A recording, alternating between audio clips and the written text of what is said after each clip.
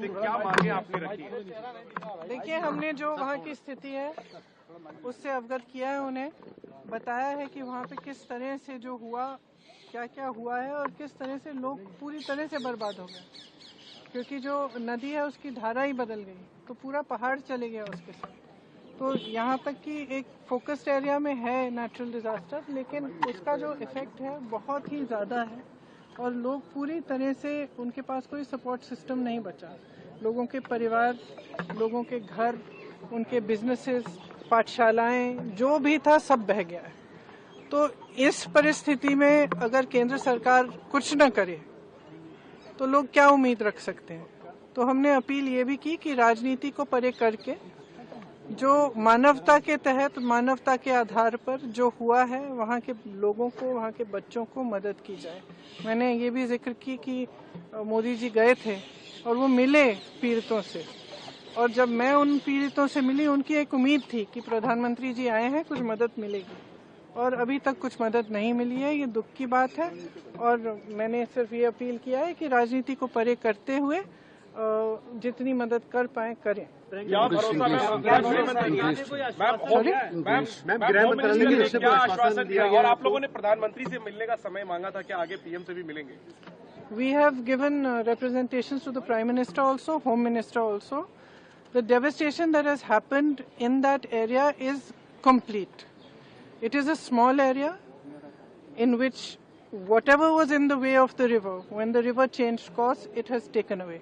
So it is not just a question of people losing one member of a family, or maybe some part of their home, or some part of their life. The people who are affected have lost absolutely everything. There are people who have lost every member of their family, young children. They have no support system. And in such circumstances, if the center cannot step up, then it sends a very bad message to the entire country actually. And especially to the victims. The Prime Minister visited, he met the victims.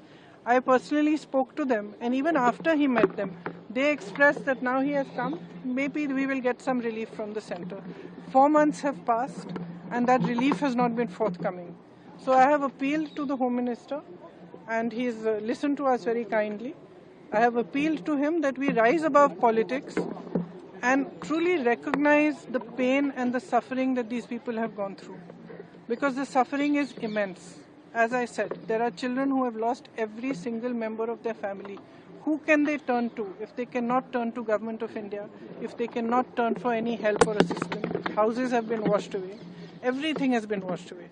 So it is just on behalf of all the MPs of Kerala, it was our appeal to them that they should consider this very seriously and be more forthcoming with the relief so that these people can rebuild their lives. Ma'am, home minister ने क्या आप लोगों को कहा, और कल बताया जा रहा है कल शाम तक उन्होंने कहा कि कुछ डिटेल्स देंगे? क्या उन्होंने कहा है कि जो किया गया है और जो हो सकता है, उन दोनों चीज़ों की डिटेल हमें कल शाम तक दे देंगे।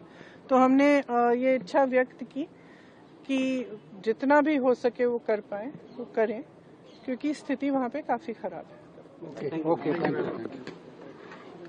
न्यूज नेशन अब व्हाट्सएप पर खबरों के ताजा अपडेट के लिए न्यूज नेशन के इस QR कोड को स्कैन करें।